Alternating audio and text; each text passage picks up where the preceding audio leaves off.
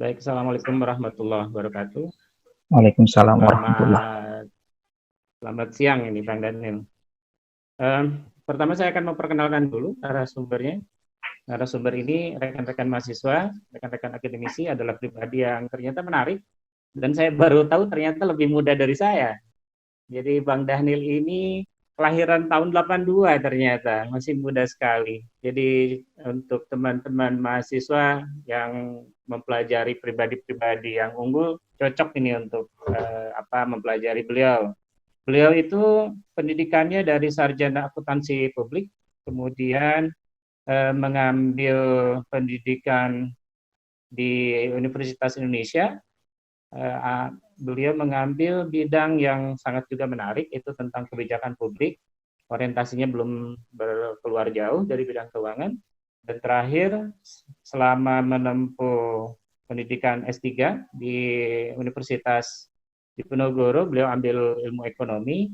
Itu berbarengan dengan menjadi pegawai negeri sipil sebagai dosen ya Pak Daniel di Universitas Sultan Ageng Tirtayasa. Nah, iya itu menarik sekali. Saya lihat ini, saya coba baca pengalaman hidupnya itu menarik, sangat menarik. Jadi bagi rekan-rekan mahasiswa yang sekarang menjadi peserta seminar ini sangat bagus itu untuk mempelajari, memotivasi kita masing-masing lah bagaimana caranya untuk bergerak. Baik Pak Bang Daniel, sebetulnya tema ini kami diskusikan di UIN itu pertimbangannya begini. Kita melihat itu keadaan negara dalam keadaan yang genting. Itulah kemudian mungkin negara kemudian mengambil keputusan untuk menggunakan undang-undang darurat pada awal-awal itu. Jadi memang situasi dalam keadaan kedaruratan. Nah, yang jadi perkara kemudian banyak pertanyaan di sekitar masyarakat. Karena masyarakat kita itu kan tingkat kepowernya tinggi, kemudian masyarakat kita itu banyak yang belum move on nih dari Pilpres kemarin ini. Jadi yang ya rame-rame gitulah. Jadi timbul pertanyaan ini, Pak Menhan kemana ini? Di mana fungsi Kementerian Pertahanan dalam menjaga pertahanan bangsa dari serangan COVID-19 ini? Walaupun bagi saya yang mempelajari Pak Prabowo sejak pemilu wakil presiden dengan Bu Mega itu saya lihat beliau memang pribadi yang sangat menghargai rantai komando saya lihat. Jadi kemudian ketika beliau ingin dikunjungi oleh Pak Menko, waktu itu Pak Prabowo mengatakan, oh jangan, saya atasannya Bapak, justru saya sebagai bawahan yang harus menemui. Saya kira budaya seperti itu yang tidak begitu banyak dipahami, dimengerti oleh rekan-rekan mahasiswa dan mungkin banyak orang Indonesia lain. Jadi saya kira ini momen yang tepat untuk Bang Daniel cerita dari sisi orang dalam karena kita tidak tahu persis apa yang terjadi. Bagaimana sebetulnya apa yang sudah dikerjakan oleh Kementerian Pertahanan, apa yang akan dikerjakan oleh Kementerian Pertahanan dalam kondisi yang harus ada tupoksi Kemenhan yang masuk sesuai dengan perundangan, di mana fungsi bantuan Kemenhan itu. Kira-kira begitu pengantar dari saya, Bang Daniel. Silakan bisa dimulai. Baik, terima kasih Pak Darmawan. Assalamualaikum warahmatullahi wabarakatuh. Suara saya terdengar jelas ya? Tadi suara Pak Darmawan kecil soalnya. Kecil? Kecil ya? Jelas. Jelas ya? Sekarang saya jelas, Pak. Oke, jelas. Baik, suara saya jelas ya? Jelas. Baik, terima kasih Pak Darmawan, moderator, kemudian host, kemudian teman-teman Sivitas Akademika UIN Sunan Kalijaga, khususnya prodi manajemen ekonomi syariah kalau saya tidak keliru, atas undangannya mengisi webinar kali ini. Mudah-mudahan kita bisa sharing banyak hal pada siang hari ini, karena biasanya siang begini karena puasa pertama banyak yang masih tidur, kadang-kadang begitu. Jadi saya terima kasih dan sekali Ramadan pertama saya ingin mengucapkan selamat menjalankan ibadah puasa. Kedua, saya diajak untuk ngobrol tentang pertahanan negara menghadapi COVID-19. Seperti tadi banyak pertanyaan dan itu statement-statement yang tadi juga disampaikan oleh Pak Darmawan terkait dengan banyak pertanyaan apa yang sudah akan dan belum dilakukan oleh Menteri Pertahanan.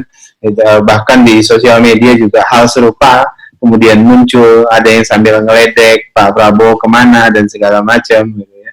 Dan tentu pada momentum ini banyak sekali, hampir setiap hari saya mengisi webinar seperti ini, diskusi-diskusi online seperti ini. Memang kemudian pola kegiatan kita berubah. Pak Darmawan dan seluruh peserta webinar yang saya hormati, pendekatan yang diterapkan oleh pemerintah terkait dengan COVID-19 ini ada beberapa perspektif. Yang saya harus jelaskan adalah Kementerian Pertahanan itu tidak dalam posisi sebagai leading sector terkait dengan penanganan COVID-19. Jadi, tapi Kementerian Pertahanan melihat COVID-19 sejak awal itu sebagai bahaya yang serius dan harus ditangani segera dan tidak boleh dianggap remeh. Oleh sebab itulah kami sejak awal sudah bersiap untuk membackup apa-apa yang dibutuhkan oleh pemerintah dalam hal ini secara umum gitu. Nah, tapi saya ingin jelaskan terlebih dahulu, apa yang saya sampaikan tentu tidak merepresentasikan pemerintah, tapi merepresentasikan secara sektoral pemerintah. Jadi tidak secara keseluruhan, karena kalau bicara nanti pemerintah secara keseluruhan, tentu yang paling kompeten adalah ketua gugus atau kepala gugus COVID-19 atau juru bicara COVID-19. Nah, saya tentu bicara secara sektoral, dalam hal ini pertahanan. Nah, Pak Darmawan dan teman-teman sekalian, pemerintah melalui Presiden sudah menetapkan bahwasannya wabah COVID-19 ini adalah darurat kesehatan. Nah, ini frame besarnya dulu. Nanti sebelum saya jelaskan, seperti yang sudah slide saya sampaikan, mudah-mudahan nanti bisa ditampilkan. Pemerintah melalui Pak Presiden menetapkan ini semuanya sebagai darurat kesehatan. Artinya frame besarnya adalah darurat kesehatan. Nah, darurat kesehatan dalam konteks ini punya makna leading sektor penanganan wabah COVID-19 itu berada di bawah kendali dan kepemimpinan Kementerian Kesehatan. Kenapa? Karena perspektif yang digunakan itu adalah perspektif darurat kesehatan. Nah, kan banyak juga yang tanya, kenapa tidak Pak Prabowo yang jadi leading sektor, karena ini terkait dengan pertahanan. Betul, ini terkait dengan pertahanan, tapi kebijakan negara melalui Perpu, melalui PP, melalui instruksi Presiden yang dikeluarkan pada 2020 ini, itu menggunakan frame darurat kesehatan. Nah, sedangkan Kementerian Pertahanan secara birokrasi posisinya membackup semua tugas-tugas darurat kesehatan tersebut. Nah, baru sekarang saya geser itu untuk menjawab kenapa tidak Menteri Pertahanan yang menjadi leading sektor, kenapa Pak Prabowo tidak muncul di depan secara langsung gitu memimpin proses ancaman yang muncul. Jadi saya harus sampaikan leading sektornya adalah Kementerian Kesehatan, karena ini dalam posisi ditetapkan sebagai darurat kesehatan, bukan darurat-darurat yang lainnya.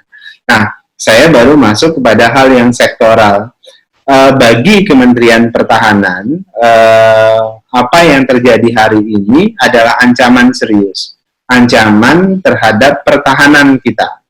Nah, oleh sebab itulah kemudian kita secara total melakukan pendampingan, kita secara total melakukan backup terhadap gugus tugas, karena kita bagian dari itu juga.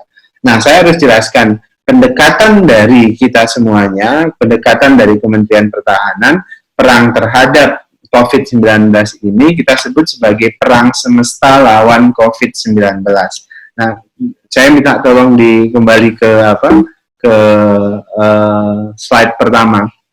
Jadi pendekatannya adalah perang semesta lawan COVID-19.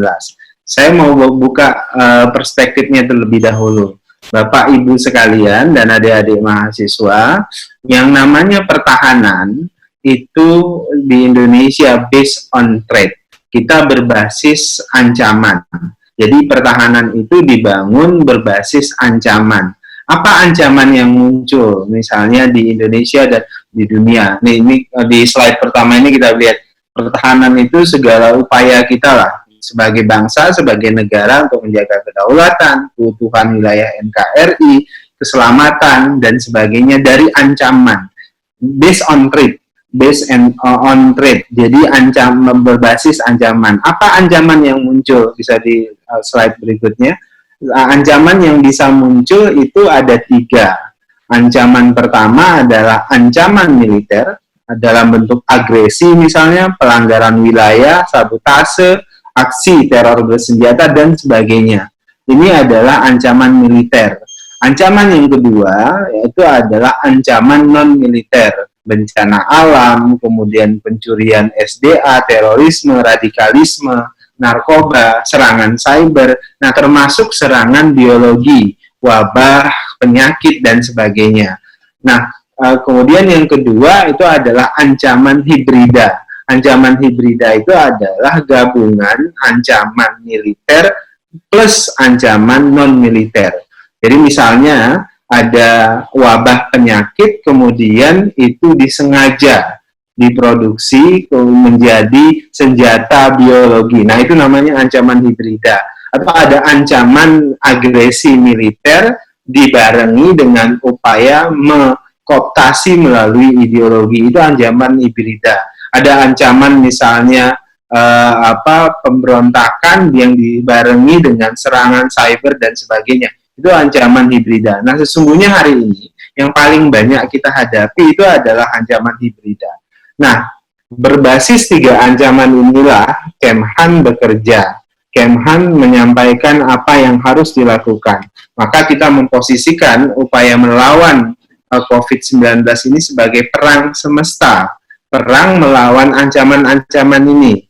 Nah, perang semesta itu seperti kita tahu doktrin tradisionalnya pertahanan kita. Artinya perang ini harus melibatkan seluruh masyarakat, seluruh rakyat terlibat dalam proses perang semesta lawan COVID-19. Nah, siapa yang kalau dalam perang militer tentu yang bertanggung jawab adalah nih, di slide ini Bapak Ibu bisa lihat ada komponen utama, itu TNI, kemudian Komcat, komponen cadangan, kemudian ada komponen pendukung atau Komduk, dan sebagainya. Nah, mereka, jadi kalau dalam konteks perang semesta, semua komponen bekerja, termasuk rakyat, termasuk masyarakat, untuk melawan ancaman ini. Nah, ancaman kita sekarang ini adalah ancaman biologi, ancaman wabah penyakit. Ada juga yang kemudian berusaha mengembangkan teori konspirasi, ada serangan biologi, ada konspirasi. Sampai dengan detik ini, data yang kita lihat dan kita pelajari, itu tidak ada tren yang menunjukkan bahwasannya ini adalah senjata biologi. Kalau kemudian ada perang narasi politik internasional, misalnya antara Amerika dan Tiongkok, kemudian sekarang Amerika, Inggris, Jerman bersama-sama menggugat Tiongkok, itu kita menganggap itu adalah narasi politik, narasi dunia diplomasi internasional. Kita belum menemukan fakta gejala bahwasannya ini adalah senjata biologi. Yang kita temukan adalah ini adalah wabah alamiah yang muncul, kemudian menyebar sekaligus membuktikan bahwasannya dunia itu terkoneksi antara satu dengan yang lainnya. Nah, saya kembali ke perang semesta tadi. Apa yang harus kita lakukan? Tentu dalam perang yang harus dipahami adalah bagaimana cara kerja musuh. Musuh kita hari ini itu adalah COVID-19. Virus ini itu punya cara kerja yang semua kita sudah tahu. Maka tidak cukup pemerintah yang menanganinya, tapi juga ada keterlibatan masyarakat. Itulah kenapa kemudian kita diminta untuk tinggal di rumah, kemudian cuci tangan dan segala macam. Nah, langkah-langkah semesta yang selalu kita sampaikan itu ada 3. Pertama, pastikan kita membangun proteksi komunal, memproteksi diri kita supaya tidak terinfeksi, keluarga kita supaya tidak terinfeksi, tentu dengan cara-cara yang sudah banyak dijelaskan. Kemudian tadi saya sebutkan proteksi komunal, artinya termasuk diri sendiri supaya tidak terinfeksi. Tapi jangan lupa dari masalah penyakit ini kemudian ada dampaknya, dari wabah ini ada dampaknya. Dampaknya apa? Dampak sosial, juga dampak ekonomi, serta dampak-dampak yang lainnya. Maka dalam kondisi seperti ini, kita mendorong yang disebut dengan solidaritas komunal. Maka muncul adalah charity segala macam, dan pemerintah juga kan ada bantuan sosial dan sebagainya yang berusaha untuk meminimalisir dampak dari penyebaran COVID-19 ini. Nah, kemudian yang ketiga yang harus dilakukan tentu ada tadi proteksi komunal, solidaritas komunal. Kemudian yang ketiga tentu yang perlu dilakukan adalah kesadaran bersama bahwasannya perlawanan ini adalah perlawanan semesta, perlawanan bersama, ada keterlibatan yang luar biasa. Nah, terkait dengan Kemhan membangun hal ini semuanya, tentu kami sadar masalah-masalah pelik yang muncul hari ini itu terkait dengan benteng terakhir kita. Saya kenapa sebut benteng terakhir? Karena kan narasi banyak nyebut para dokter, para tenaga kesehatan itu garda depan. Sesungguhnya ini adalah benteng terakhir. Karena benteng terakhir kita, ibarat perang, benteng awal itu, garda depan itu sesungguhnya kita. Sesungguhnya publik, sesungguhnya masyarakat. Jadi pastikan masyarakat, tadi saya sebut istilahnya proteksi komunal. Kita dan semuanya tidak terjangkit. Kalau kita terjangkit dan jumlahnya semakin banyak, saya yakin ini akan tembus dan merobohkan juga benteng terakhir kita. Siapa benteng terakhir kita? Rumah sakit, tenaga kesehatan, dan sebagainya. Nah, ini berbahaya, kemudian pasti roboh dan kita akan dalam kondisi sulit. Nah, oleh sebab itulah yang dikembangkan juga strategi yang dikembangkan pertahanan semesta itu adalah pertama membangun kesadaran proteksi sosial ini, itu tadi social distancing, kemudian physical distancing, kemudian sekarang PSBB segala macam, itu adalah upaya-upaya supaya kemudian benteng awal kita terjaga supaya ini tidak roboh. Nah, ini dilakukan untuk memperkuat benteng terakhir kita nakes apa? Kementerian Pertahanan justru adalah kementerian yang pertama, misalnya memastikan APD Pak Menhan secara langsung kontak menteri-menteri pertahanan di seluruh dunia yang selama ini beliau komunikasi baik, dan seluruh dunia memang mengalami hal yang sulit, bahkan mereka juga berebut cari APD kemana-mana. Nah, sehingga punya keterbatasan, tapi ada beberapa negara juga yang ternyata punya ingin sharing, misalnya Amerika, Tiongkok, kemudian Korea Selatan, kemudian yang semuanya itu dikontak langsung oleh Pak Menhan melalui Menteri Pertahanan mereka, dan itu beberapa APD yang kemudian yang pertama justru datang dari luar negeri itu adalah permintaan dari Pak Menhan. Nah, itu yang kemudian didistribusikan ke banyak rumah sakit. Walaupun pasti sangat kurang karena secara sektoral kami bisa melakukan itu. Nah, terus apa lagi untuk memperkuat benteng terakhir kita ini? Termasuk hari ini kita sedang mempersiapkan yang namanya rumah sakit darurat. Jadi sudah dibangun beberapa rumah sakit darurat, termasuk rumah sakit Kementerian Pertahanan di Jakarta, yang di Bintaro, rumah sakit Dr. Sunyoto itu dirubah menjadi rumah sakit pandemi, yang di situ akan semuanya menampung pasien-pasien COVID-19. Nah, rumah sakit pandemi ini termasuk kemudian kita merekrut relawan komponen cadangan tenaga kesehatan untuk membantu benteng-benteng terakhir kita. Nah, kemudian juga kita yang paling kita butuhkan hari ini salah satunya ventilator.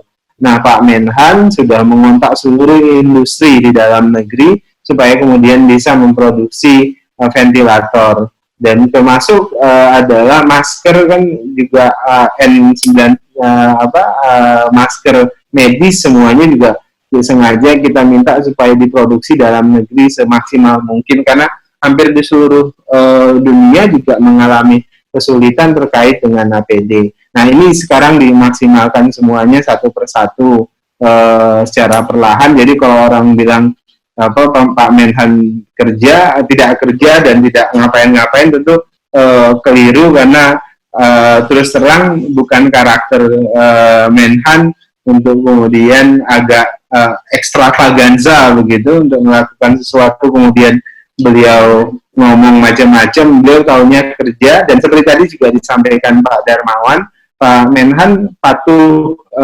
protokol. Maksud saya protokol itu adalah posisi beliau adalah sebagai Menhan, tentu beliau mengikuti arahan Presiden, mengikuti semua perintah instruksi Presiden, dan kebijakannya harus seperti apa ya kita ikuti itu semuanya. Nah, bagian yang terakhir Pak Darmawan, dan hal yang penting untuk memperkuat pertahanan kita itu termasuk kan misalnya kebijakan pelarangan mudik. Justru yang pertama kali menginisiasi pelarangan mudik itu adalah Kementerian Pertahanan. Coba perhatikan, kalau Pak Darmawan dan teman-teman perhatikan pola yang kita tunjukkan di Kementerian Pertahanan itu sebenarnya itu adalah pola usulan kita ke Presiden. Saya berikan contoh. Kementerian Pertahanan adalah kementerian yang pertama menerapkan work from home. Jadi instruksi Menhan semuanya work from home, ada piket dan sebagainya. Itu sudah diatur sejak awal. Nah, kemudian akhirnya itu jadi kebijakan umum pemerintah. Kita mulai dari sektoral kita dulu, karena yang bisa kita lakukan tentu sektoral. Itu jadi usulan kepada Presiden. Kemudian kedua, Kementerian Pertahanan, selain tadi APD segala macam, kita semuanya sudah lakukan sebagai inisiasi, rumah sakit darurat kita sebagai inisiasi, semua TNI sekarang di lapangan. Jadi kalau ada yang nanya TNI, bahkan ada yang bilang TNI tidur aja kerjaan, wah sekarang yang di depan semuanya TNI gitu loh. Jadi semuanya bekerja di situ di TNI, mereka juga punya ancaman-ancaman tersendiri menghadapi ini. Nah, tambah lagi misalnya selain tadi work from home, kemudian pelarangan mudik. APD tadi di awal sudah pelarangan mudik. Pak Menhan menginstruksikan lebih dari 8.000 ASN dan perwira maupun prajurit di Kemhan itu dilarang mudik. Kenapa? Karena kita sadar betul salah satu penyebaran yang paling berbahaya itu mudik. Nah, kemudian alhamdulillah Pak Presiden beberapa hari belakangan kemudian melakukan pelarangan itu juga. Kenapa kami memberikan atensi khusus terhadap mudik ini, Pak Darmawan? Karena kan virus ini dia tidak bergerak sendiri. Virus ini termobilisasi, berjalan, itu karena kita yang membawa. Jadi interkoneksi kita lah yang kemudian membawa ini bergerak kemana-mana. Nah, saya mau jelaskan Pak Darmawan, pelarangan mudik ini penting buat kita untuk mencegah supaya jangan booming COVID-19 ini. Kenapa? Karena di pertahanan kita, ini desa-desa itu pertahanan kita. Jadi ada 3 alasan kenapa kami kekeh, kalau bahasa orang Sunda itu, untuk ada pelarangan mudik. Pertama, Pak Darmawan, desa-desa kita itu fasilitas kesehatannya terbatas. Jumlah dokternya juga terbatas. Total di Indonesia, jumlah dokter itu ada 110.000, lebih dari 110.000. Itu dokter umum masih, spesialis hanya beberapa. Nah, coba bayangkan kalau kemudian di desa-desa kita tempat mudik itu, kemudian terjadi pandemi yang luar biasa, maka pasti kelabakan, pasti kerepotan. Kedua, secara demografi di desa-desa kita itu isinya adalah senior citizen, masyarakat, orang-orang tua lah, gitu. Orang-orang tua kita itu banyak tinggal di desa-desa. Nah, orang-orang tua kita inilah yang sangat rentan terjangkit COVID-19 Kalau mereka terjangkit COVID-19, maka yang akan terjadi tingkat kematiannya akan lebih tinggi. Dan ini berbahaya secara demografi di desa. Ketiga, jangan lupa, dan ini yang paling penting, dan ini juga disampaikan Pak Prabowo kemarin ketika menyampaikan taklimat terkait dengan kader internal di partai. Yang ketiga, desa-desa kita ini lumbung pangan. Nah, kalau desa-desa kita terjangkit wabah, maka yang akan terjadi adalah lumbung pangan kita akan roboh. Darurat kesehatan itu akan bergeser menjadi darurat pangan. Kalau sudah darurat pangan, itu bisa bergeser terus jadi darurat-darurat yang lainnya. Dan itu berbahaya. Nah, itulah kenapa kita kekeh sekali supaya mudik dilarang.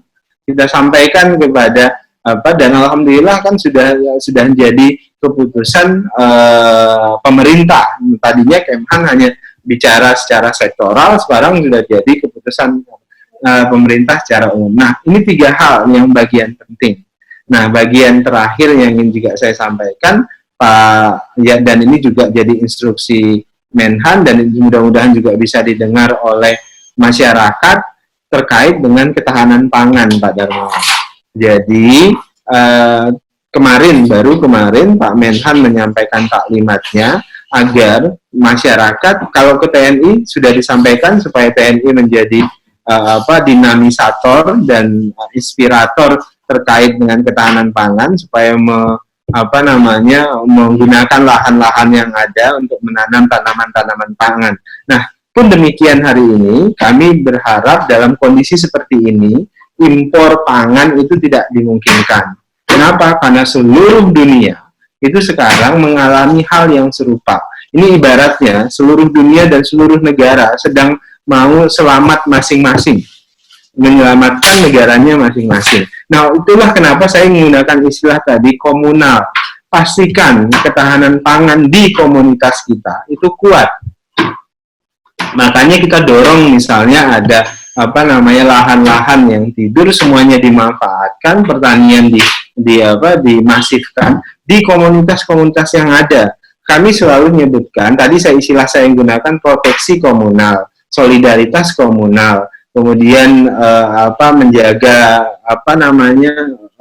yang ketiga tadi keterlibatan masyarakat, kepemahaman masyarakat yang sama, kolektif gitu. Nah, ini yang saya sebutkan, kalau komunal kita, komunitas-komunitas kita bangun kesadaran ketahanan pangan ini, maka pertahanannya akan semakin kuat. Sementara itu, Pak Darmawan, nanti bisa kita lanjutkan dengan diskusi. Kita akan masuk ke sesi diskusi, Bang Daniel. Ini ada beberapa pertanyaan. Beberapa pertanyaan tampaknya sudah cukup dijelaskan tadi. Tetapi ada satu pertanyaan yang banyak orang menggelitik itu. Karena data yang ditawarkan oleh BIN itu kan puncaknya belum nyampe kita itu. Sekarang kita 700 aja belum sampai. Jadi tingkat kematian itu masih ada di bawah 700. Bukan berarti kita berharap nyampe ke angka itu, tidak, tetapi untuk antisipasi saja.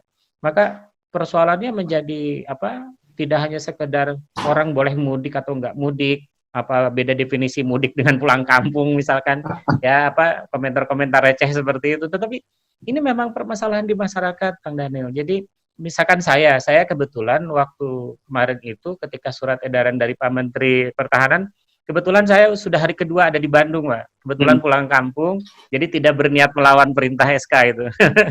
Nah, gini, Pak. Jadi yang jadi bahan pertanyaan orang itu, yang kemudian jadi kecemburuan dalam pandangan sosial masyarakat kita itu, bagaimana bisa masyarakat melaporkan di beberapa daerah masih adanya orang asing masuk ke daerah kita, dan itu mengganggu perasaan sosial mereka. Mereka merasa terganggu keadilan sosialnya.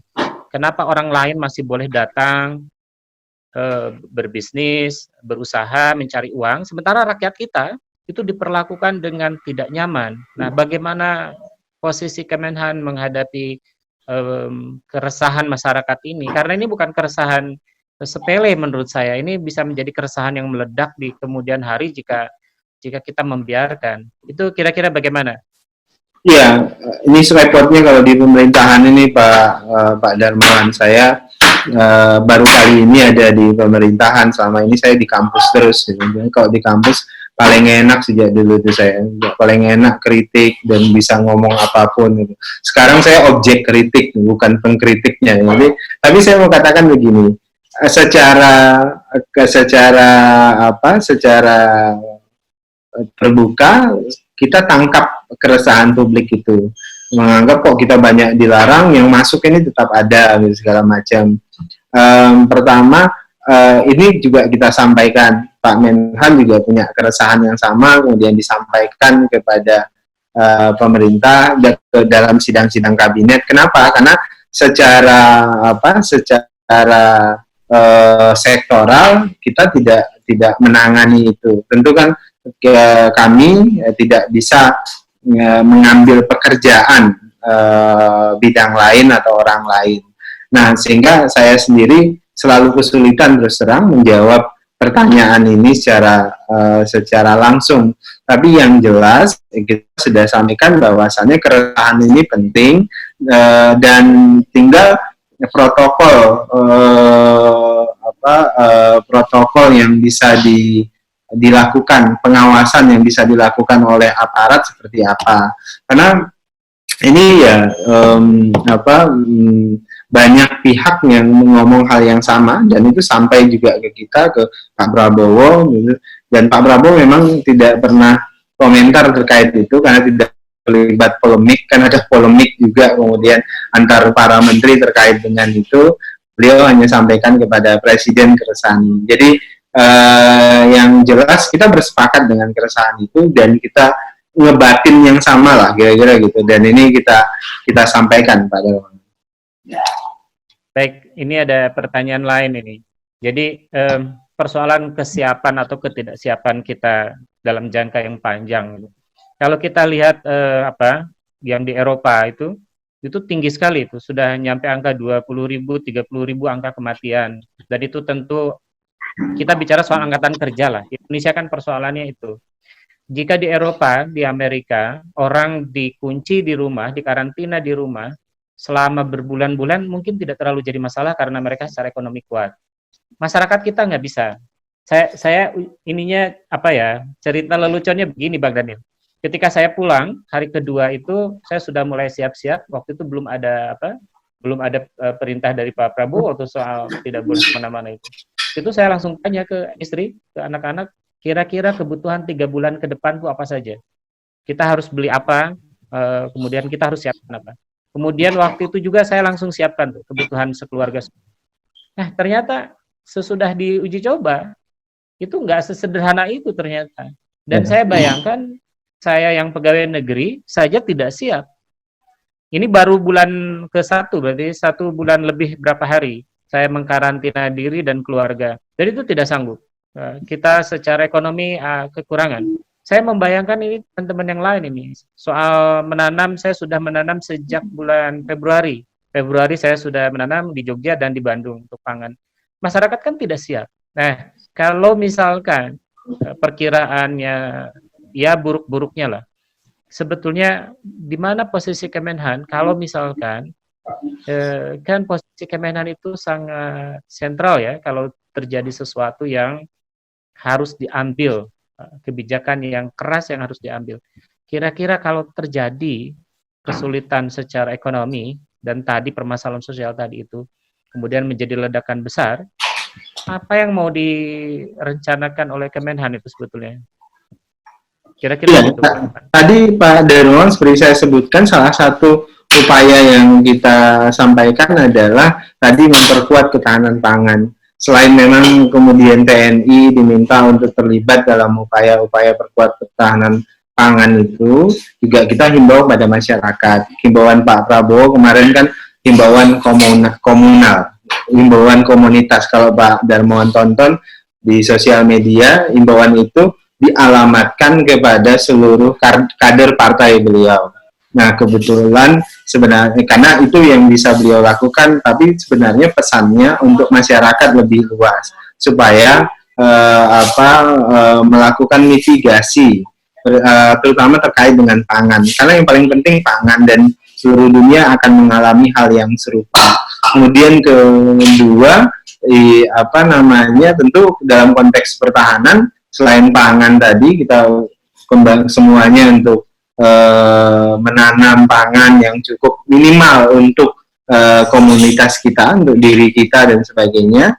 Nah, yang kedua tentu dalam konteks pertahanan ya TNI dan Kementerian Pertahanan tentu punya tanggung jawab menjaga apa namanya kedaulatan, terutama begini, banyak beberapa situasi seperti ini kita diganggu kedaulatan kita karena semuanya fokus nih.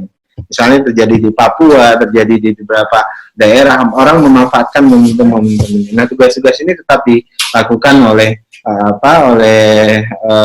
Kementerian Pertahanan dan TNI.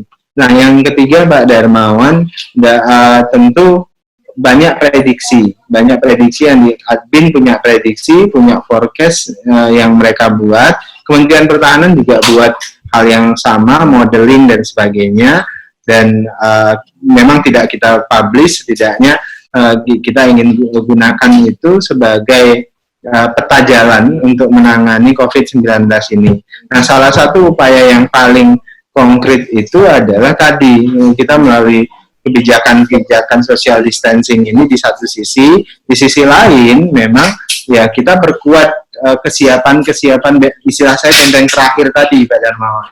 Benteng terakhir tadi ya rumah sakit, kemudian kita bikin rumah sakit darurat dan sebagainya, itu semuanya juga harus dipersiapkan. Jadi Kementerian Pertahanan masih fokus di situ dan saya pahami betul kondisinya. Jadi Pak Darmawan, kondisi Eropa dengan Asia ini ada perbedaan piramida kependudukannya kan, piramida demografinya.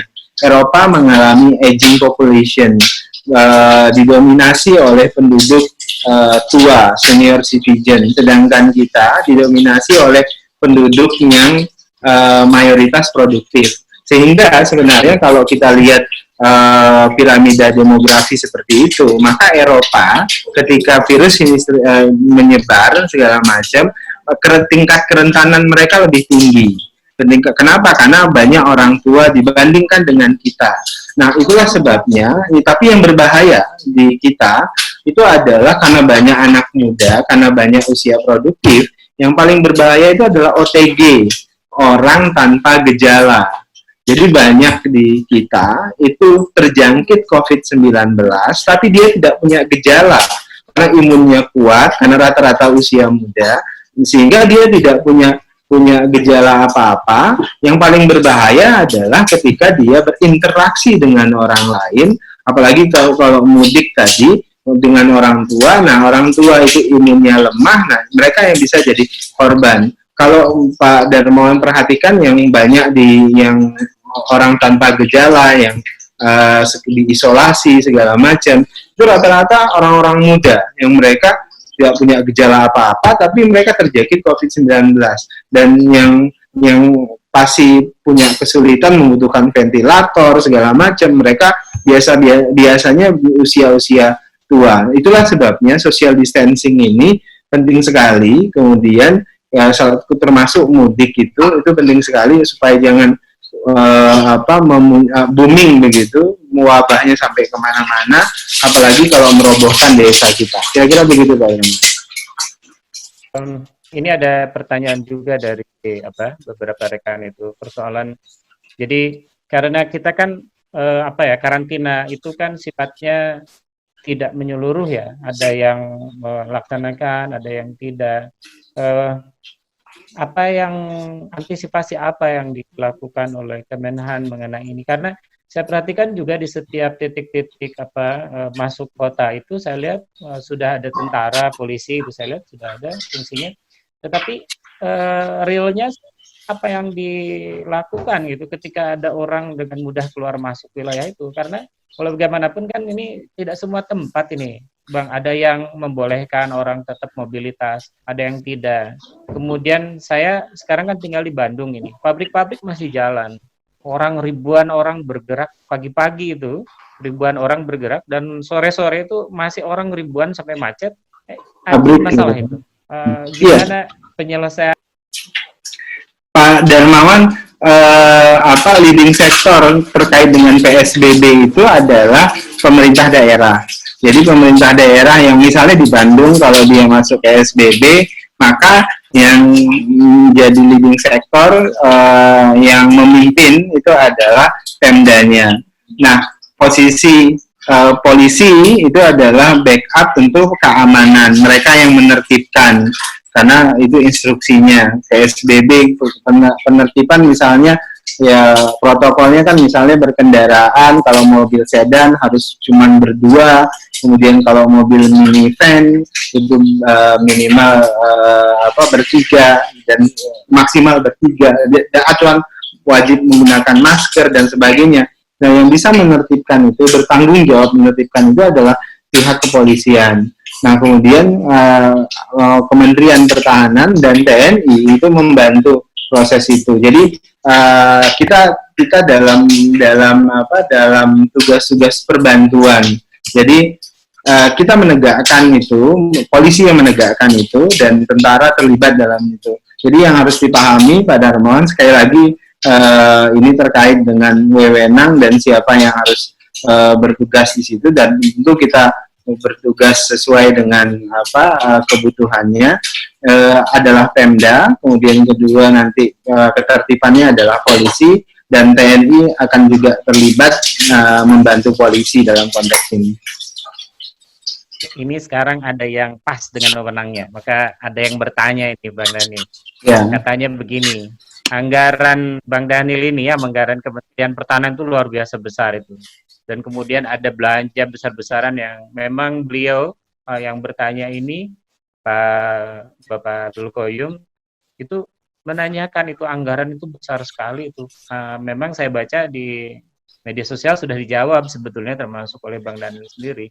Tetapi mungkin masyarakat luas ingin dengar juga, rekan-rekan dosen dan mahasiswa ingin dengar dari Bang Daniel sekarang itu gimana ceritanya itu besar sekali, dan apakah ada di dalam budgeting yang disusun itu tentang kemungkinan Kementerian Pertahanan memiliki pengembangan senjata biologi, baik itu dalam arti mengembangkan senjatanya ataupun mengantisipasi senjata orang lain. Kira-kira gitu, Pak. Pak Darmawan, memang Kementerian Pertahanan paling besar, tapi yang harus dipahami, Kementerian Pertahanan itu terdiri dari 4 organisasi. Pertama adalah Kementerian Pertahanan itu sendiri, kemudian kedua adalah Angkatan Darat, Angkatan Laut, Angkatan Udara, dan Mabes TNI. Jadi ada 5 organisasi. Jadi 131 triliun itu terdiri dari 5 institusi ini. Nah, sedangkan Kemhan sendiri itu hanya sekitar 20%, 60% itu Angkatan Darat dari 131 itu, 20%-nya Kemhan, 60%-nya Angkatan Darat, kemudian sekitar 17 dan belasan persen berikutnya itu Angkatan Laut, Angkatan Udara, dan Mabes TNI. Nah, paling besar itu untuk gaji karyawan. Maksudnya gaji karyawan adalah gaji TNI kita. Makanya kenapa Angkatan Darat itu besar kelihatan di situ. Sedangkan untuk belanja senjata itu kurang dari 20% dari total 131. Dan 20% itu terbagi-bagi lagi ke 5 institusi ini. Kenapa? Karena masing-masing nanti ada belanja senjata. Jadi sebenarnya kalau diukur tidak besar karena terdiri dari 5 institusi. Karena orang membacanya itu adalah anggaran Kemhan. Padahal Kemhan itu terdiri dari 5 institusi. Coba bandingkan dengan yang lain. Itu pertama. Kemudian kedua, Pak Prabowo pada anggaran 2019 lalu itu secara terang tidak, karena beliau baru jadi Menhan pada saat itu, kemudian terus terang beliau ngecek semua anggaran yang dianggap inefisiensi, yang dianggap ada markup dan sebagainya, sehingga banyak belanja-belanja yang berkeberatan ditandatangani beliau. Sehingga sepanjang 2019 saja ada lebih dari 50 triliun yang dihemat dan dikembalikan untuk dimasukkan pada anggaran menjadi silpa, kemudian dimasukkan di 2020. Dan itu dimanfaatkan pada hari ini. Manfaatnya terasa. 2020 saja Kementerian Pertahanan, karena kita fokus COVID, itu lebih dari 5,8 triliun anggaran Kemhan itu seluruhnya digunakan untuk penanganan COVID-19. Belanja-belanja yang lain ditunda sementara, semua energi dimanfaatkan untuk penanganan COVID-19. Jadi keliru kalau menganggap Kementerian Pertahanan yang paling besar anggarannya, tadi yang saya jelaskan 5 institusi, tapi semua anggaran pada saat ini itu seluruhnya fokus pada alokasi untuk kepentingan penanganan COVID-19. Itu tadi ada yang belum dijawab, Bang. Apa tuh? Soal apakah Kementerian Pertahanan memiliki anggaran untuk senjata biologis atau mengantisipasi senjata biologis orang lain? Iya, sementara ini tentu hal-hal yang seperti ini saya tidak mungkin bisa jawab dengan terang terkait. Ini susahnya kita bicara di pertahanan itu, apalagi jubir pertahanan, jubir Kementerian Pertahanan itu sebenarnya nggak boleh banyak omong gitu, Pak. Jadi ngomongnya juga terbatas. Jadi kalau teman-teman lihat saya nggak sebebas itu, ya ini konsekuensinya. Jadi tentu saya tidak bisa menjelaskan terkait dengan itu, tapi upaya kita menangkal seluruh wabah segala macam ini, hari ini kita berusaha terus melakukan penyesuaian. Ini kan peristiwa kontingensi seperti ini menjadi pembelajaran buat kita. Bahkan Pak Prabowo langsung memerintahkan misalnya Rumah Sakit Sunyoto untuk jadi rumah sakit pandemi, kemudian di Universitas Pertahanan supaya banyak fokus fakultas kesehatan, fakultas kedokteran yang akan dibentuk tahun ini itu Pak fokus belajar tentang pandemi dan segala macam. Dan yang karena peristiwa kontingensi seperti ini, kita juga akhirnya kan rencana ada komponen cadangan Pak Darmawan tahun ini. Nah, tadinya komponen cadangan itu akan fokus di Angkatan Darat, Laut, dan Udara. Sekarang komponen cadangan juga dipersiapkan bagi tenaga medis untuk penanganan wabah-wabah seperti ini. Kan wabah-wabah seperti ini bisa muncul menurut para ahli 100 tahun sekali. Nah, ini kebetulan sekarang adalah giliran kita, maka untuk mengantisipasi peristiwa-peristiwa serupa, kita sudah mulai memikirkan komponen cadangan yang fokus pada wabah dan tenaga kesehatan yang bisa menangani wabah. Baik, saya sebetulnya ya nggak enaknya jadi moderator di situ juga. Saya paham sebetulnya bahwa Pak Prabowo ada perdebatan dengan Bang Adian itu, soal anggaran, soal perdebatan dengan Bang Adian itu di DPR bahwa tidak bisa secara terbuka. Tetapi karena ada pertanyaan ini kan saya nggak mungkin juga nggak dibacakan. Gitu. Jadi begini, kemudian ada pertanyaan lagi nih menarik juga. Pertanyaan yang sebetulnya tidak nyaman untuk dibacakan juga. Kenapa ini pembatasan wilayah itu terlambat?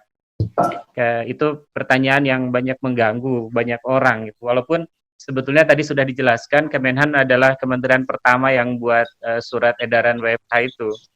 Tapi bagaimana pandangan Kemenhan, atau setidak-tidaknya kalau agak ragu ya pandangan pribadi lah. Apa sebetulnya yang terjadi? Kenapa ini menjadi masalah? Jadi masyarakat sekarang itu, ini beberapa penanya menanyakan kok ketidaksinkronan antara keputusan antar selevel menteri dan kemudian juga ketidaksinkronan antara pejabat kementerian di pusat dan pemerintah di daerah juga seringkali ada ketidaksamaan pandangan, dan itu mengakibatkan masyarakat di bawah itu agak susah. PHK kan sekarang sudah mulai besar-besaran. Ini kata saya tadi bom waktu ini, tinggal menunggu waktu saja kerusuhan yang tidak perlu terjadi. Gimana itu, Bang? Ya, itu semua kita antisipasi, Pak Darmawan. Potensi kontingensi yang saya kontingensi tadi, misalnya dampak dari wabah ini bukan dampak sakit saja, tapi ada dampak sosialnya, dampak ekonomi, PHK, kemudian dampak sosial, kriminalitas, belum lagi yang lain. Gitu. Nah tentu itu semuanya diantisipasi secara serius oleh Kementerian Pertahanan dengan kementerian-kementerian yang lain. Kemudian kedua, kok terkesan terlambat segala macam. Sebenarnya ini sulit sekali saya jawab sebenarnya.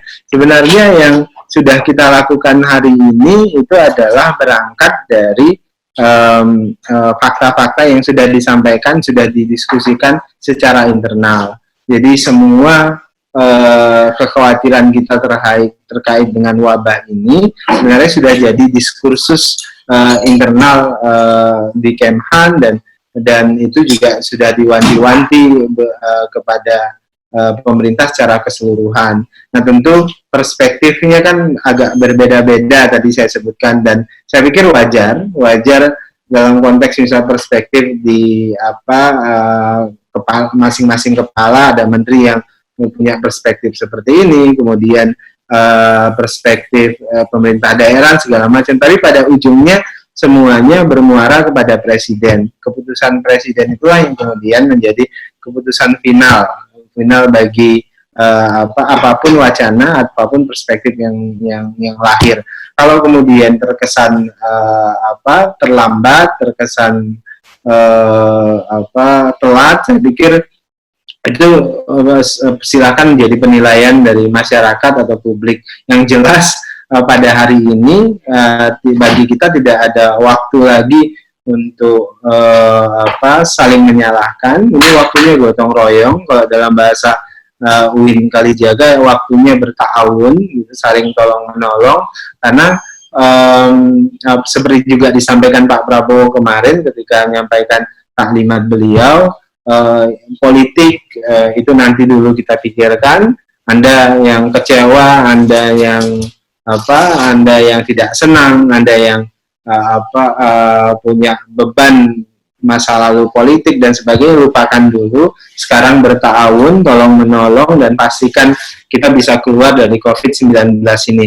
Kalau kemudian kita harus evaluasi secara politik, silakan dievaluasi setelah kita nanti keluar dari wabah ini. Jangan sampai ada pikiran politik harus menegasikan yang lain terkait dengan wabah 19 ini. Semua orang harus bergotong royong, harus bareng-bareng memastikan bisa keluar dari wabah COVID-19 ini. Tapi Pak Darmawan, saya mau katakan, karena hampir semua diskusi yang saya isi, semua narasinya itu adalah narasi yang mengkhawatirkan, dan itu wajar. Memang sekarang kita harus waspada dan khawatir, tetapi yang harus juga jangan lupa diingat adalah perlunya kita ambil hikmah dari banyak peristiwa ini.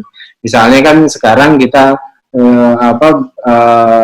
institusi keluarga menjadi lebih kuat.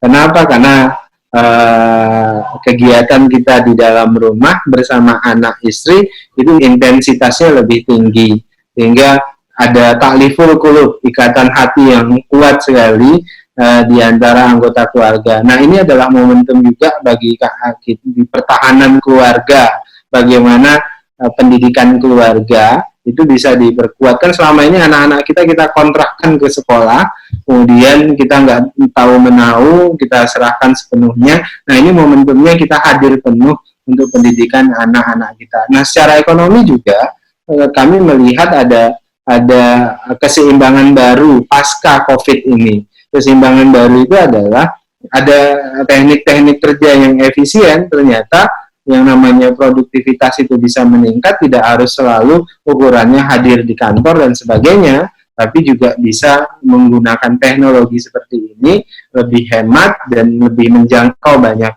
orang, dan sehingga pola kerja kegiatan ekonomi juga akan banyak berubah pasca COVID ini. Tinggal kita mau jadi orang yang mengambil hikmah atau jadi keledai yang kemudian jatuh kepada lubang yang kedua. Saya pikir itu, Pak. Baik, Pak Daniel, kita sudah hampir ke akhir waktu. Saya berikan kesempatan terakhir buat Pak Daniel untuk memberikan catatan penutup ya, terutama pada penekanan bagaimana tupoksi Kemenhan dalam menghadapi pandemi COVID-19 ini, terutama dari sisi ekonomi dan sosial masyarakat yang kita hadapi sekarang. Silakan, Pak. Ya, pendekatan Kementerian Pertahanan adalah menganggap situasi COVID-19 ini adalah ancaman non-militer. Nah, pendekatan perlawanannya harus pertahanan rakyat semesta, perang semesta. Artinya melibatkan seluruh masyarakat. Masyarakat terlibat, punya kesadaran kolektif yang sama untuk melakukan perlawanan terhadap musuh yang tidak terlihat ini. Sistem perlawanannya semuanya sudah tahu, protokol kesehatannya semuanya sudah tahu. Nah, sekarang waktunya kita memaksimalkan peran-peran physical distancing tadi. Mungkin suatu hari nanti 20-30 tahun ke depan ketika kita sudah tua, kita bisa cerita kepada anak cucu kita bahwasannya pada masa kita 2020 kita pernah menghadapi musuh yang luar biasa kuat dan tidak terlihat, dan kita semua terlibat dalam perang itu. Dan pasti anak cucu kita akan tanya, kakek ngangkat senjata apa gitu. Kakek nggak angkat senjata, kakek tinggal di rumah tiduran, banyak webinar dan segala macam, sehingga kami menang melalui perang itu. Itu kan luar biasa, kita masuk dalam sejarah itu. Nah, saya mau katakan perang semesta ini harus melibatkan semua. Tadi saya sebutkan, mari untuk menangkal dampak ekonomi dan sosialnya, bangun solidaritas komunal, komunitas UIN, komunitas mahasiswa, komunitas macam-macam, itu membangun solidaritas komunal yang termasuk tadi kekuatan pangan dan sebagainya. Kemudian membangun proteksi komunal, perlindungan komunitas supaya jangan terjangkit. Kemudian tentu membantu pemahaman publik terkait bahayanya virus ini. Yang terakhir, Pak Darmawan, dari sisi pertahanan kami melihat ke depan kita akan menemukan pasca wabah, kita akan menemukan pola-pola baru sistem pertahanan, terutama terkait dengan penguatan kesehatan di bidang kesehatan, pertahanan kesehatan, biologi, dan juga terkait dengan cyber, karena akhirnya hari ini kita banyak mengkonsumsi dan menggunakan cyber, sehingga pertahanan cyber menjadi perhatian khusus bagi Kementerian Pertahanan. Saya pikir itu yang bisa saya sampaikan, kurang lebihnya saya mohon maaf, dan saya tentu bisa dipahami punya keterbatasan untuk menjelaskan banyak hal, karena banyak hal yang tidak bisa terjelaskan dan dijelaskan. Mudah-mudahan kalau nanti saya kembali ke kampus, saya bisa ngomong lebih bebas. Terima kasih. Assalamualaikum warahmatullahi wabarakatuh. Terima kasih atas kesempatan yang diberikan untuk kita dari UIN Sunan Kalijaga ikut berdiskusi dengan Kementerian Pertahanan. Rekan-rekan semua peserta seminar, saya mohon maaf tidak semua pertanyaan bisa saya sebutkan satu persatu namanya dan seterusnya. Saya berharap pertanyaan-pertanyaan yang saya ajukan sudah mewakili semua pertanyaan yang diberikan. Ada beberapa hal yang bisa kita ambil kesimpulan besar. Pertama, bahwa Kementerian Pertahanan berharap besar dari kita untuk terlibat dalam perang semesta menghadapi pandemi COVID-19 ini. Dari sisi perekonomian dan sosial juga kita berharap ini tidak akan menjadi masalah yang berlarut-larut tentu saja. Tadi ada catatan penting tampaknya bahwa perang semesta itu kemudian menjadi pandangan yang bahwa menjadi pahlawan itu bukan menjadi kaum rebahan sepertinya. Jadi menjadi pahlawan itu artinya tetap bekerja tetapi di rumah. Jadi selama ini ada kesalahan pikir saya lihat di masyarakat bahwa menjadi pahlawan ketika pandemi COVID-19 ini adalah dengan cara banyak rebahan di rumah. Jadi dari penjelasan sekarang kita paham bahwa ternyata bukan rebahan gitu. Kita memang harus di rumah, tapi tetap aktif, bergerak, mengerjakan banyak hal, agar kita menjadi lebih siap di kelak kemudian hari. Saya ucapkan terima kasih pada Kementerian Pertahanan. Sama-sama. Salam untuk Pak Browo. Waalaikumsalam. Terima kasih sekali lagi untuk semua rekan-rekan dosen dari banyak sekali universitas, ini lebih dari 60 universitas. Mohon maaf tidak memberikan kesempatan bertanya langsung karena keterbatasan peralatan dan seterusnya. Terima kasih sekali lagi. Semoga kita segera keluar dari permasalahan yang dihadapi bangsa dan semoga kita menjadi bangsa yang lebih kuat. Terima kasih. Assalamualaikum warahmatullahi wabarakatuh.